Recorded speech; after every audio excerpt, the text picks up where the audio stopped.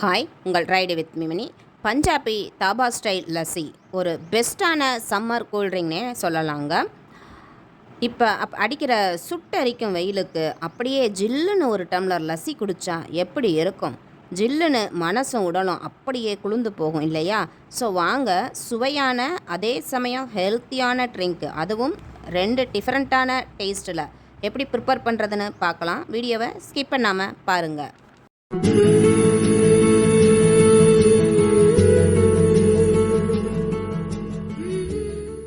எங்கே பார்த்தாலும் சுட்டரிக்கிற வெயிலாக இருக்கு இல்லையாங்க.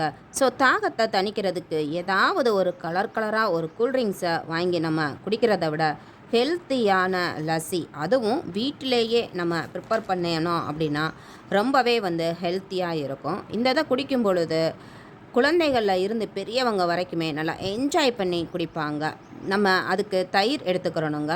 இந்த தயிர் வீட்டிலையே ரெடி பண்ணிவிட்டு, தயிரானவனே கொஞ்ச நேரத்துலேயே ஃப்ரிட்ஜில் வச்சு நல்லா ஜில்லுன்னு திக்காக எடுத்து வச்சுருக்கேன். இந்த தயிரில் நல்ல ப்ரோபயாட்டிக் பாக்டீரியாக்கள் இருக்கிறதுனால நம்ம வயிற்றுக்கு ரொம்ப ரொம்ப நல்லது. குறிப்பாக வெயில் காலத்தில் சூடு அதிகமாகி வயிற்றில் பிரச்சனைகள், அதாவது வயிற்று வலி, இந்த மாதிரியான தொந்தரவு ஏற்படும் இல்லைங்களா. ஸோ அதெல்லாம் வராமல் நம்ம ஹெல்த்தியாக இருக்க தயிர் ஒரு பெஸ்ட்டான உணவு அப்படின்னு சொல்லலாம் இந்த வெயில் காலத்துக்கு. ஸோ இந்த மிக்ஸி ஜாரில் ஒரு பவுல் அளவுக்கு புளிக்காத தயிர் தாங்க ரொம்ப நல்லாயிருக்கும் இந்த லஸ்ஸிக்கு. ஸோ புளிக்காத தயிராக ஒரு பவுல் நான் இந்த மிக்ஸி ஜாரில் ஆட் பண்ணியிருக்கேன். இது கூடவே ஃப்ளேவருக்காக ஏலக்காய் தூள் கொஞ்சம் ஆட் பண்ணிவிட்டு ஒரு 3 ஸ்பூன் அளவுக்கு சுகர் ஆட் பண்ணிக்கிறலாம். இந்த லஸ்ஸிக்கு அந்த இனிப்பு தூக்கலாக இருந்தால் தான் நல்லா இருக்கும்.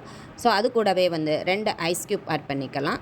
நம்ம ஏற்கனவே தயிர் ஜில்லுன்னு இருக்குது. ஸோ அதுக்கனால 2 ஐஸ் க்யூப் ஆட் பண்ணி நல்லா மிக்சியில் ஹை ஸ்பீடில் ஒரு நிமிஷத்துக்கு அடித்து எடுத்துகிட்டு ஒரு டம்ளரில் ஆட் பண்ணிக்கலாம். அந்த லஸ்ஸியை நல்லா அந்த நுரையோட அந்த டம்ளரில் ஆட் பண்ணிவிட்டு அது மேலே அழகுக்காக அப்படியே நட்ஸை தூவி விட்டோம் அப்படின்னா பார்க்கும் பொழுதே அப்படியே குடிக்கணும்னு தோணும். அந்த ஃப்ளேவர் இருக்கே அதை விட இருக்கும்.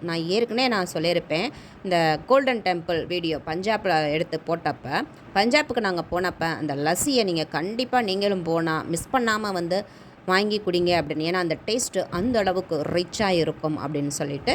ஸோ அதே மாதிரி தாங்க இந்த டேஸ்ட்டும் ஃப்ளேவரும் பக்காவாக இருக்குது. இந்த நட்ஸ் உங்களுக்கு இப்போ பிடிக்கும் அப்படின்னா போட்டுக்கோங்க, இல்லாட்டி வேணால் உங்களுடைய விருப்பம்தான்.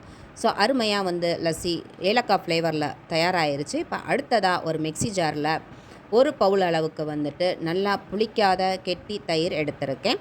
அந்த தயிர் கூடவே ஒரு ஸ்பூன் அளவுக்கு குல்கந்து எடுத்திருக்கேன். இது ரோஜா இதழ் குல்கந்துங்க.